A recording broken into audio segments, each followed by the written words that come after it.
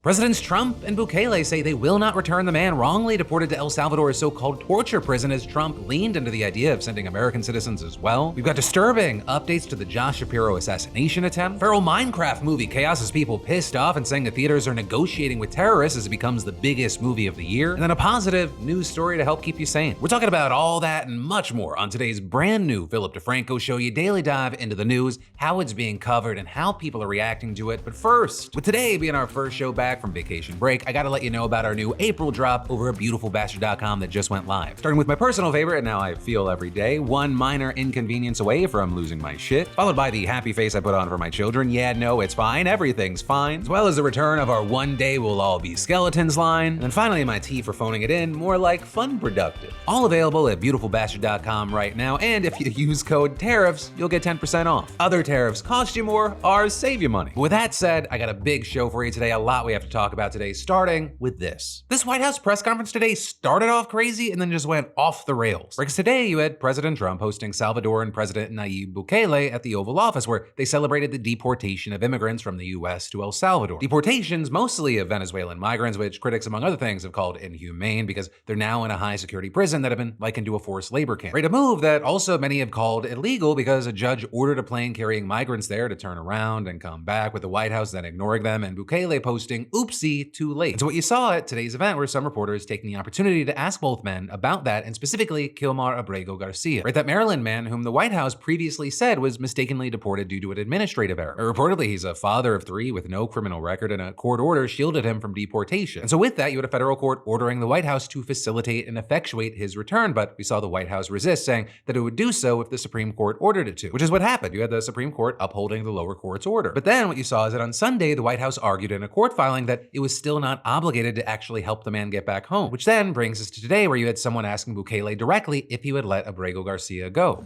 I mean, the question is preposterous. How can I smuggle a terrorist into the United States? I don't have the power to return him to the United States. So you can release him inside El Salvador? Yeah, but I'm not releasing, I mean, we're not very fond of releasing terrorists into our country. Right, so you have Bukele claiming he doesn't have the power to return Abrego Garcia, the White House claiming it doesn't have the power either, and Attorney General Pam Bondi saying, "That's up to El Salvador. If they want to return him, that's not up to us." Right, and also during this, you had White House Deputy Chief of Staff Stephen Miller claiming that Garcia was an MS-13 member, that he was illegal, and that the White House was obligated to deport him. It's very arrogant even for American media to suggest that we would even tell El Salvador how to handle their own citizens as a starting point. This issue was then, by a district court judge, completely inverted, and a district court judge tried to tell the administration that they had to kidnap a citizen of El Salvador and fly him back here.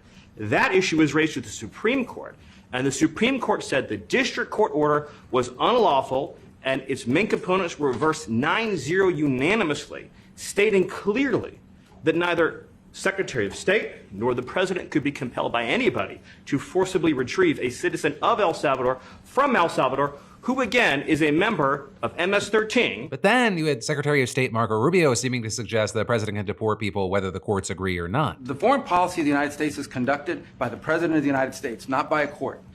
And no court in the United States has a right to conduct the foreign policy of the United States. And you had Stephen Miller immediately agreeing with that. And so you had many saying it's unclear whether he thinks they've been okayed by the judiciary or the judiciary's opinion just doesn't matter. But when a reporter sought clarification from Trump himself, this happened. Mr. President, you said that if the Supreme Court said someone needed to be returned, that you would abide by that. You said that on Air Force One just a few days ago. And they said that it must be facilitated. Why don't you just say, isn't it wonderful that we're keeping criminals out of our country? Why can't you just say that? Why do you go over and over? And that's why nobody watches you anymore. You know, you have no credibility. Please go ahead. And then when the next reporter asked how many illegal immigrants he wants to send to El Salvador, he replied, as many as possible, and even seemed to suggest that US citizens should go as well. We also have homegrown criminals that push people into subways, that hit elderly ladies on the back of the head with a baseball bat when they're not looking, that are absolute monsters.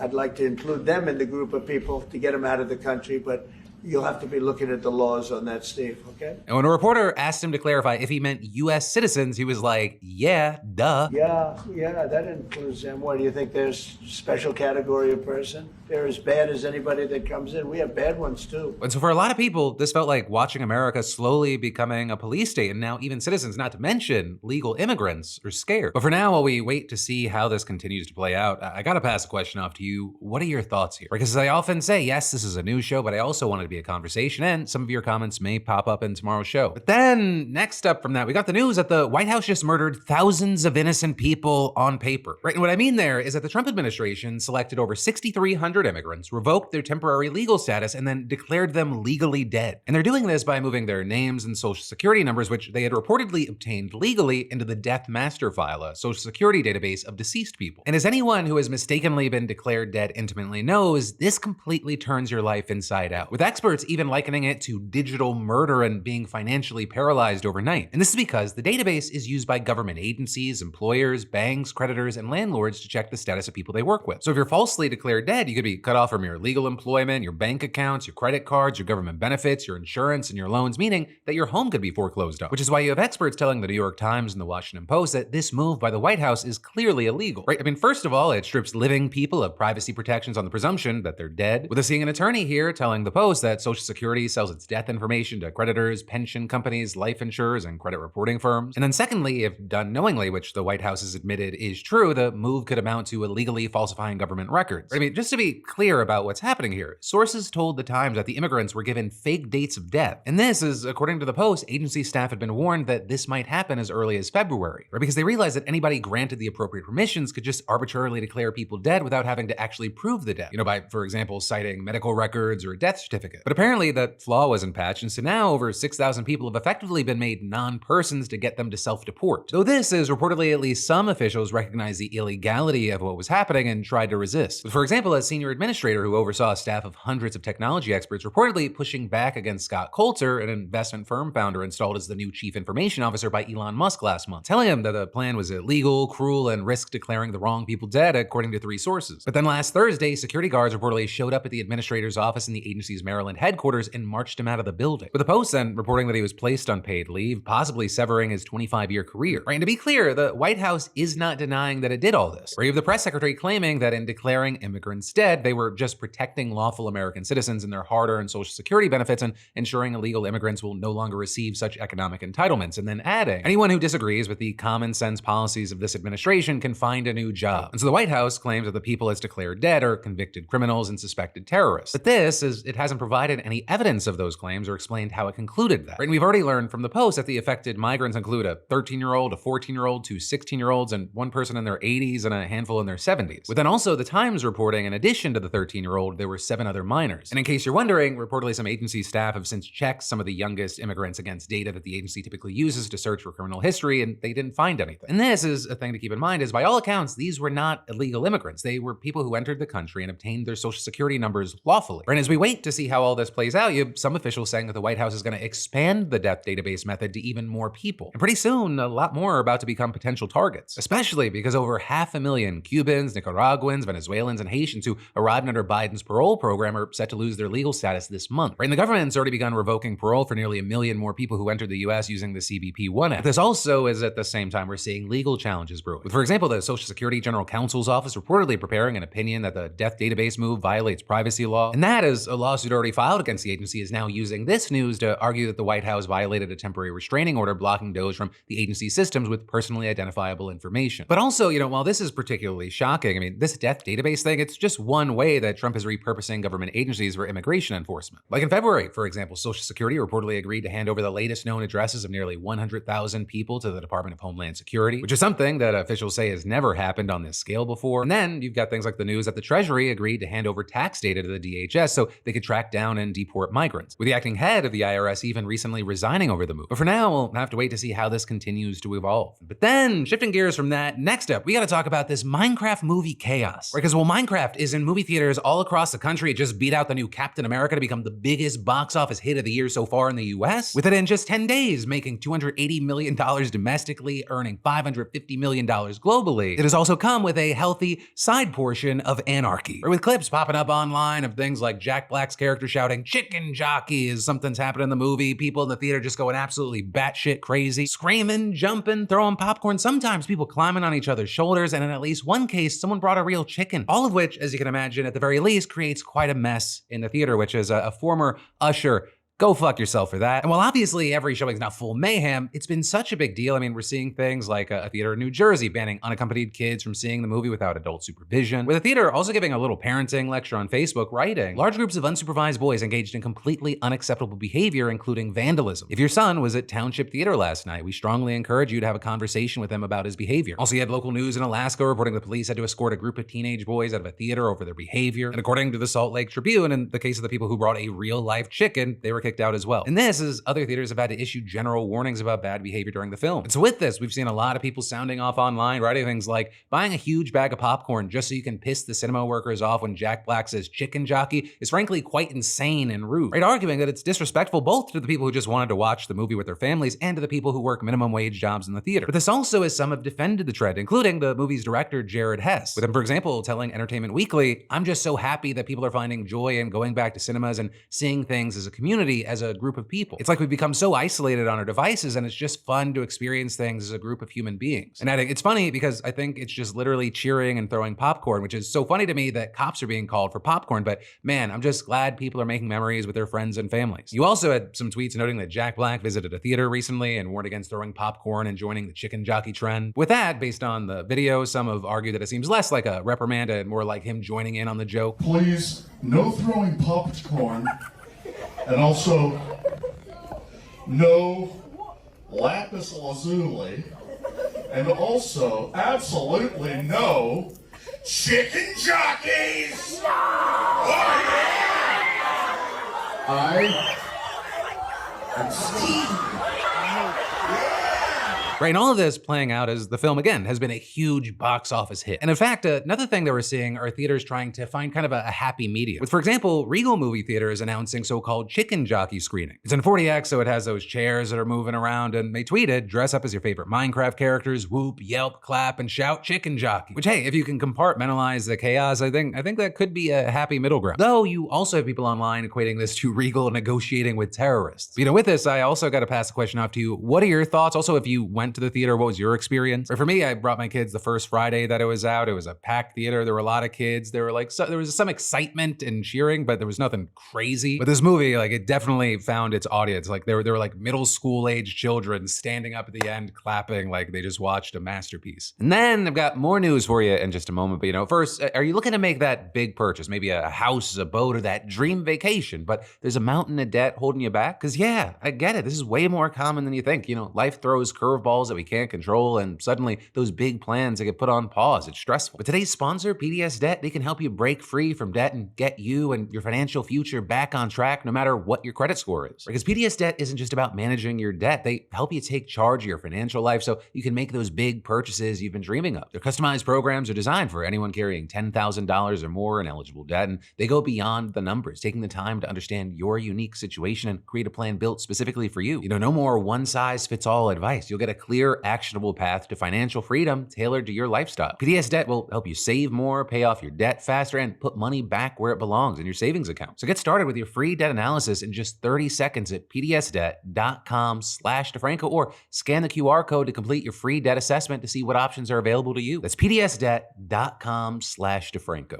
But then, next up from that, we gotta talk about how someone tried to kill Pennsylvania Governor Josh Shapiro by lighting his house on fire while he and his family were asleep inside. And according to the Dauphin County District Attorney's Office, video surveillance showed the man climbing over a wall and entering the grounds of the mansion at around 2 a.m., with him then successfully evading the governor's security detail outside the residence, then using a hammer to break a window of the mansion and then throw a Molotov cocktail into the residence, with it igniting what officials described as a substantial fire. And then after that, he moved to another window and was able to enter the residence, where he then started 2 more fires with 2 other Molotov cocktails before fleeing over the same wall. And while police said that the fires caused significant damage to the mansion, thankfully, the governor and his family were safely evacuated and no one was injured during the attack. Now with that, as far as the suspect, according to a police affidavit, a woman who identified herself as his ex-partner contacted the authorities to tell them that he had confessed to the attack. And not long after that, the man turned himself in to state police and admitted that he had started the fires, with then state troopers arresting and charging him with attempted homicide, aggravated arson, burglary, reckless endangerment, endangerment, terrorism, loitering,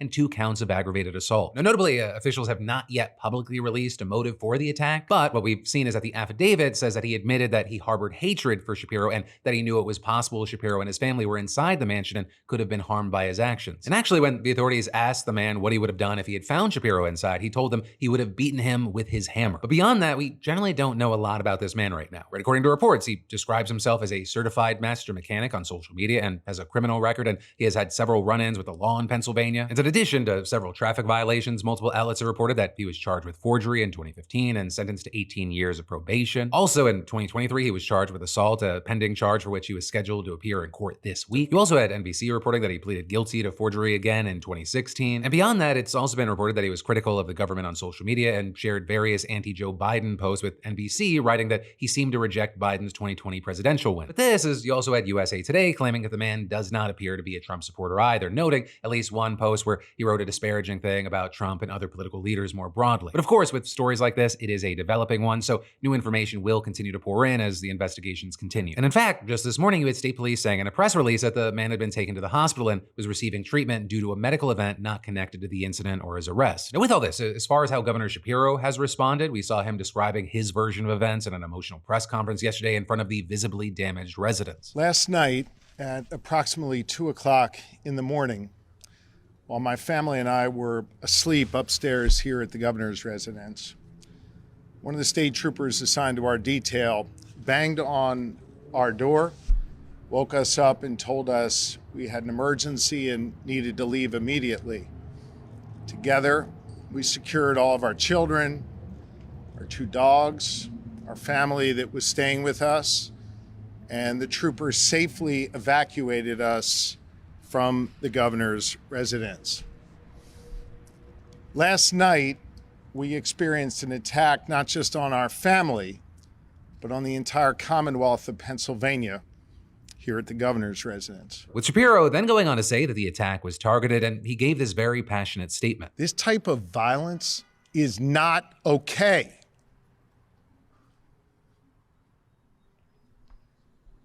This kind of violence is becoming far too common in our society.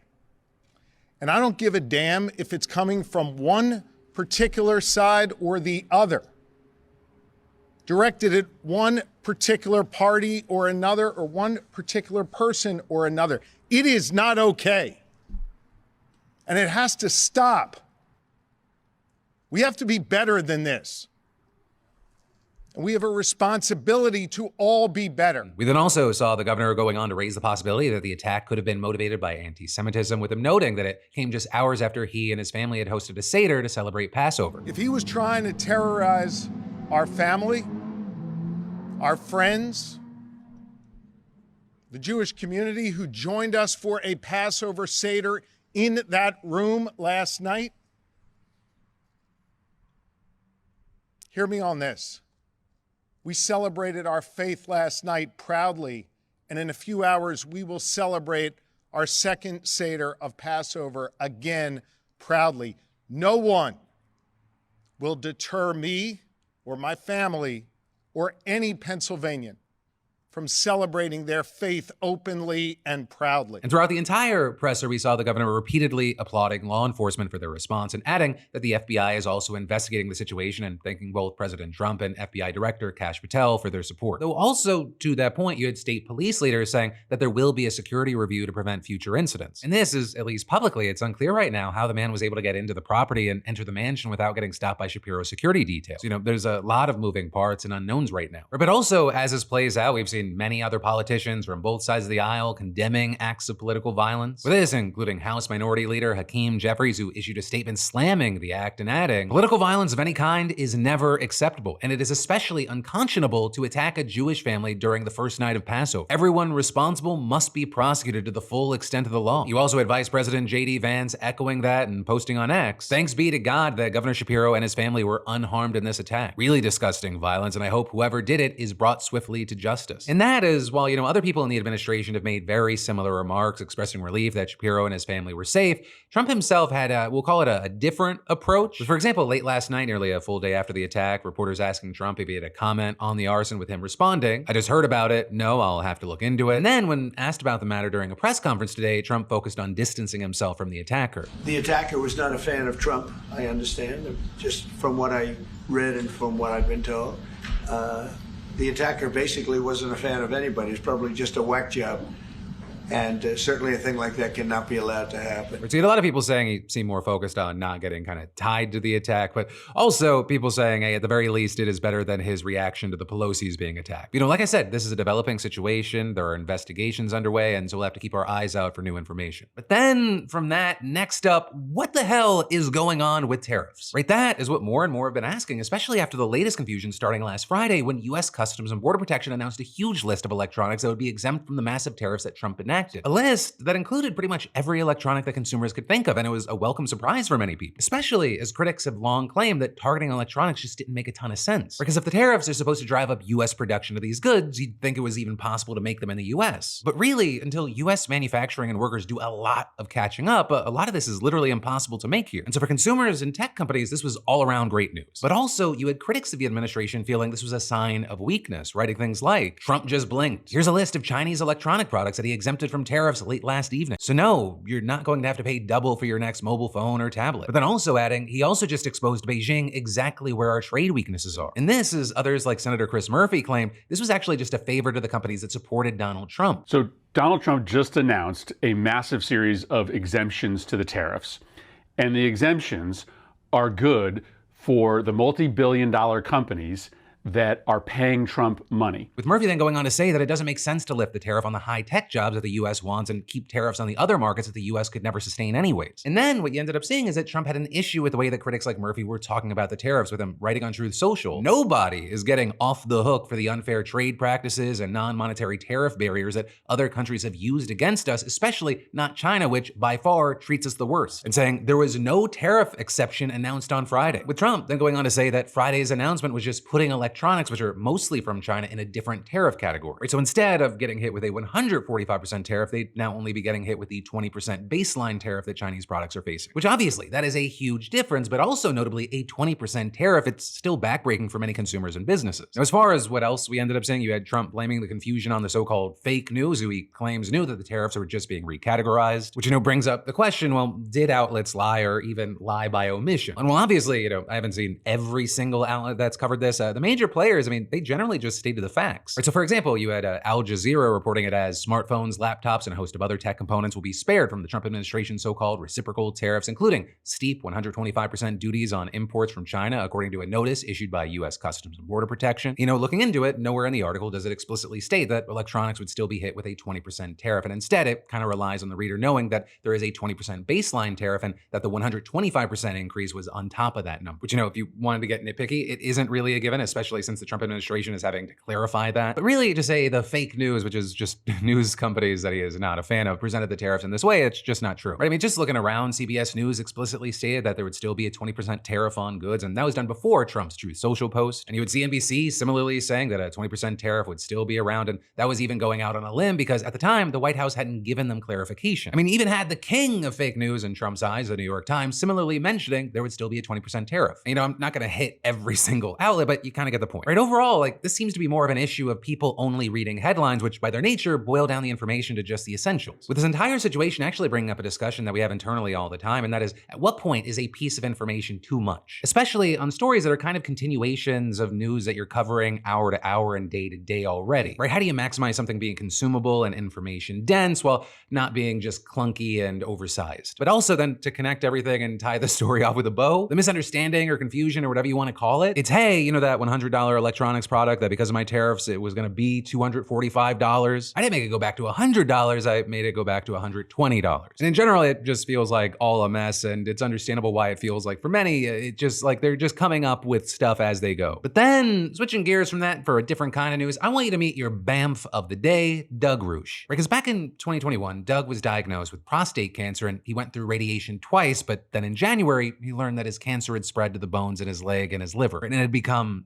terminal. And so his options were to go through chemotherapy and get maybe 2 years, or to skip treatment altogether and die in roughly 18 months. So after some reflection, Doug decided that he wanted to spend his last days helping people, saying, I thought to myself, I have two choices. I can sit at home and wait to die, or I can go out and live. And that is when Doug's plan came into being, right? He was going to volunteer in every state across the country, with him calling his project Dying to Serve, and he started a GoFundMe to fundraise because he spent his life savings on cancer treatment. And so as Doug's story has spread across social media, that GoFundMe has raised thousands of dollars, with Doug quitting his job, packing up his Chevy Malibu with all his stuff, finding a good cross-country route to follow, and signing up for several shifts through several different volunteer organizations. With his journey starting in Dallas, Texas at a food pantry where he sorted, packaged, and distributed food. And since then, he's been to Oklahoma, Kansas, Colorado, New Mexico, Arizona, Nevada, Southern and Northern California, Oregon, and Washington State. And he's worked at food pantries, food banks, soup kitchens, senior centers, and hospitality houses. Serving lunch or dinner to people who are unhoused, elderly, or medically ill, sorting and packaging goods to be donated to food pantries, and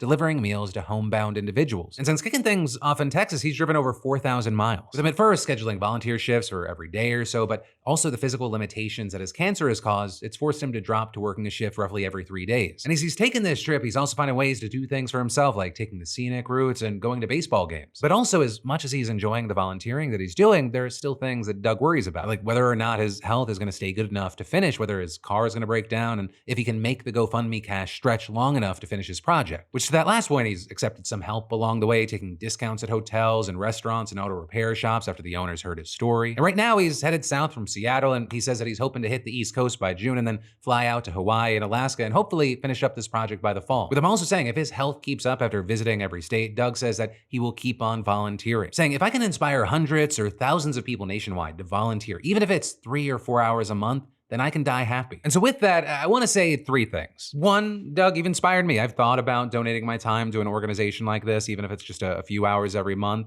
I'm gonna finally do it. 2, I also want to help you a little bit on your journey, so I'm gonna give you $1,000 on your GoFundMe. Oh, it's gonna make me fucking pick bicycles? GoFundMe, why are you making this harder? Pick the bicycles. Are the handlebars bicycles? Okay, went through. And 3, I just want to say, Doug, thank you for what you're doing. You are an absolute BAMF of the day today. And for everyone else, if you want to get in on it, I'm gonna link down below to the GoFundMe, and or, like Doug said, you can always just, volunteer your time. But then from that, finally today, in place of commentary, which will return tomorrow, but feels kind of impossible today to do because this is the first show coming off of Deep Dive Week, where you had just 4 very dense episodes of deep dives that it feels, once again, impossible to just put into a small segment here at the end of the show. I wanted to do kind of a catch up and recap. And I'll start here by saying I was happy to see that most of you love Deep Dive Week. Lots of interesting conversation. The videos did 60 to 90% of what a PDS does. And I was like, I didn't know if I should expect like 30%. And in general, last week, there were a lot of things I learned from what we did and a lot of the testing. So for example, 1, we've been playing around with the idea of adding a sort of Sunday Philip DeFranco show, which would be 2 deep dives. You kind of essentially got a testing of what that format would be for a Sunday show. So I likely wouldn't add that test run until the end of June. There's a lot of pre-shooting that has to happen. Additionally, 2, I tested this on Monday, Tuesday, and Wednesday of last week, that it's pretty easy to carve out around 45 minutes of downtime to shoot shorts, which we uploaded to Instagram, TikTok, and even here on this channel for the shorts. A few of those did really great numbers. And it was interesting to learn that on YouTube, if you do not see my face, the videos can still do well, but on like TikTok and Instagram, it was pretty bad. Also, I'm not stressing it too much, but it seems like there is some sort of crackdown that's happening in the news space, or at least with select news creators. We got kicked out of their creator program while I was on break. I've seen a few other adjacent creators in the space saying that their accounts are now restricted. So we'll see what happens there. Hopefully it's a bug, a glitch, and not a feature of whatever the new TikTok is gonna be. But yeah, in general, last week gave me an appreciation, both work and personal. I was really thankful to be able to spend time with the kids, do fun stuff. Also, I mean, it was kind of like a validation of all the health changes that I've done over like the last 3, almost 4 years now, where, the whole thing kicked off because I was like, I don't know if I'm going to be able to like play with my kids and like live the dad life that I want. And I used to not be able to go out on kayaks because all the extra weight and would mess with my back. And, I was able to actually like go out with the kayaks with the kids and just like burn through it, even though it was like crazy water and wind conditions on certain days, not in these photos, this beautiful day. And then at the same time, it gave me an appreciation for work, where it was like, when you're not, or at least when I'm not in the daily hustle and bustle of the day and having to think about and manage the show and the several companies, like all the opportunity and just the privilege we have to be in this position. And then more specifically, getting kind of a noise-free, distraction-free chance to think of like how you want to move things around, evolve the show, pull certain things back, expand in different ways. And I'm going to really try and hold on to that energy because it's the difference between like having a daydream and actually having an action plan. One that expands behind put wallpaper up and turn your desk and camera. But that, my friends, you beautiful bastards, is where your Monday show is going to end. And I'll close today with 2 final reminders. One, definitely get in on the beautifulbastard.com drop. I love those new drops. I think you will too. And right now you can get an additional 10% off if you use code tariffs. And finally too, remember I've got a week of news for you because I got a brand new show for you every Monday, Tuesday, Wednesday, and Thursday at 6 p.m. Eastern, 3 p.m. Pacific. Thank you for watching. I love yo faces, and I'll see you right back here tomorrow.